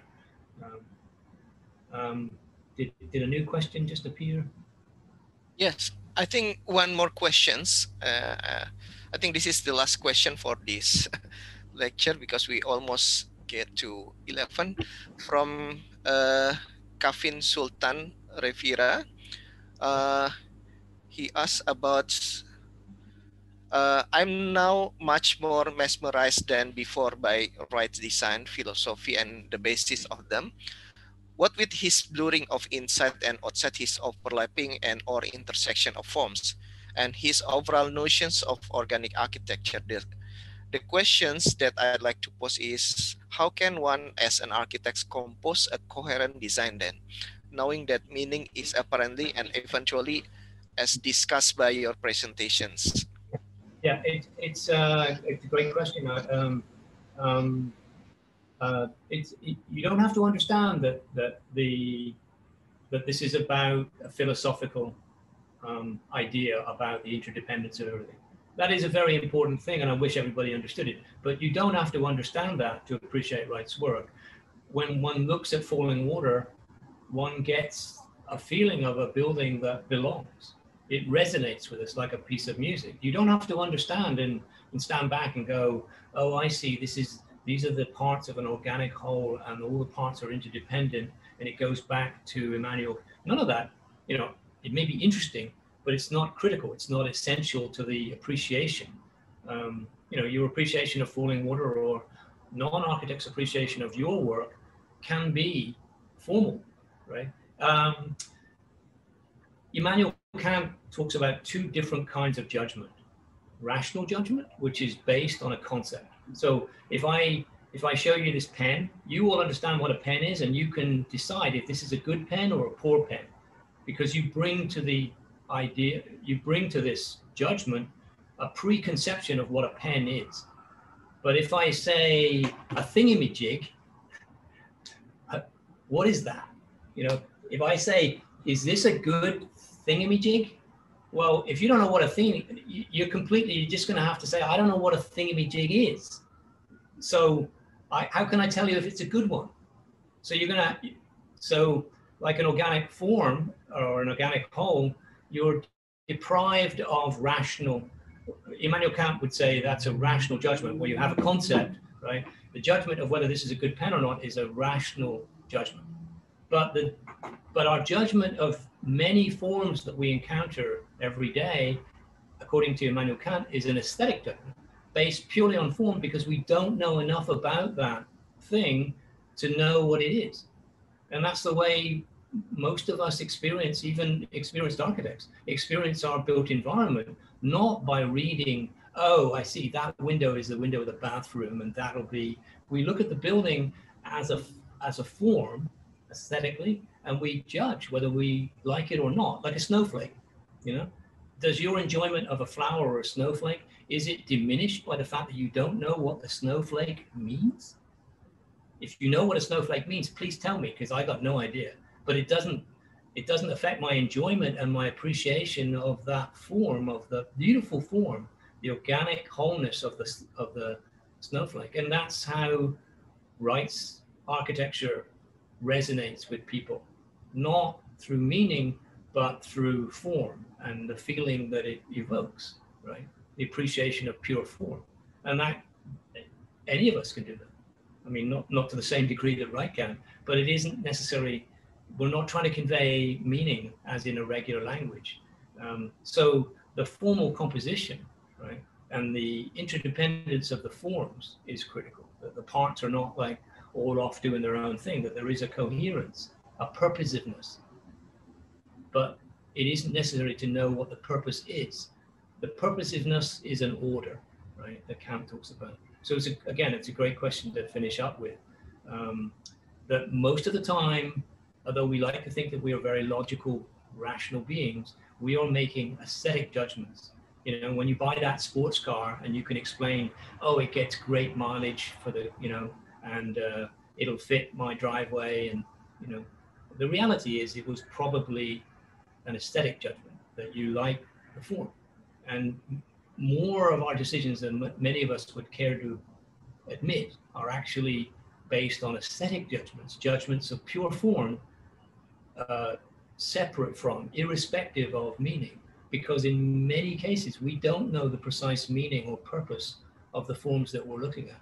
When you look at an animal, or you look at an attractive person, are you looking at them and thinking their ears really are good for hearing, and their nose is really good for smelling? Or do you say that person has an attractive face, you know?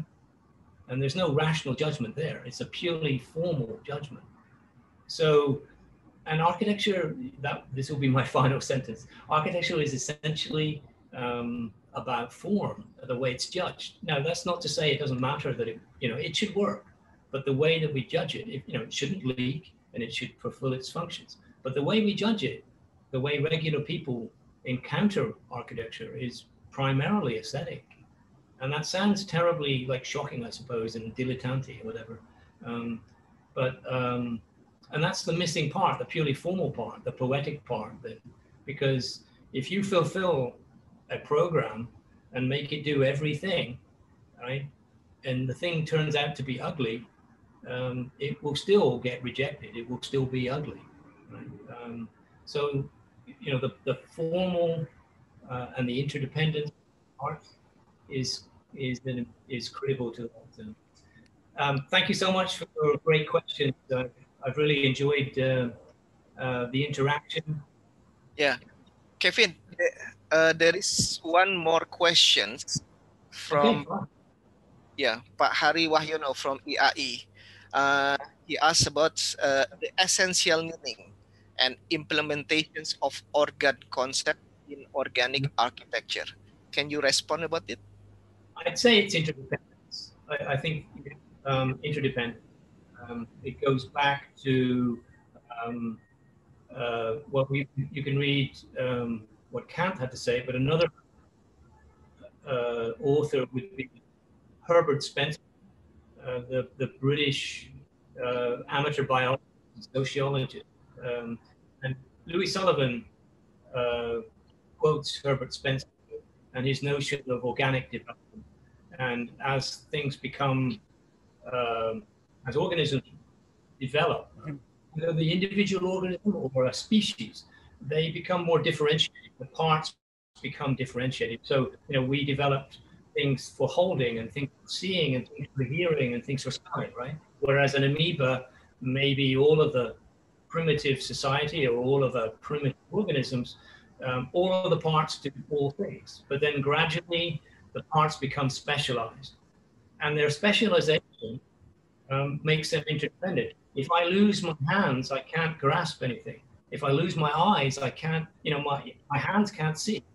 So because of functional specialization, the organisms become functionally interdependent. The eye cannot feel, right? It cannot grasp. It's given that job to the hand, and the hand cannot see. It's given up that job, it's given it to the eye. What Wright and Kant are arguing is it's not just functional interdependence, it's formal interdependence. That if you chop off a hand or take out an eye, the whole, the organic whole that is a human body is diminished, right? So there's a functional interdependence and there's a formal interdependence. Louis Sullivan focuses on functional interdependence, right? The functional, the reading of, this is for grasping, this is for seeing. That's not the way that we most form. When you look at your dog or your cat or your best friend, you're not judging their hands on they're good for grasping or their eyes are good for seeing, but you're judging, it's an aesthetic judgment. And back to your question then, the key characteristic is interdependence. Everything is relying on, supported by and supported. So I'll add to that, mutual interdependence, which is also socially very important. Right? That's how a society, Wright argued that that's how an organic society should be, that we are not independent. We are independent to some extent, right? We have our own decision, but we are also interlocking. I depend on something to generate electricity for me. I don't know how to make my own electricity. I depend on somebody to, produce milk because I don't have a cow and I don't produce my own milk. So in our society, we depend, right? And that allows us to focus on teaching and research architecture, right? So we are parts of an organic organism called society in which we have our own self-expression, but we are mutually interdependent with all the other members. None of us is an island. None of us can function or survive without those relationships with other people. So I keep saying this, but the questions keep getting better. That's probably the best of the evening. That this metaphor of mutual interdependence applies to everything, natural environment, but also human society and art. Thank you, Kevin. Yeah, thank you, Kevin. Thank you, Pak Hari. I think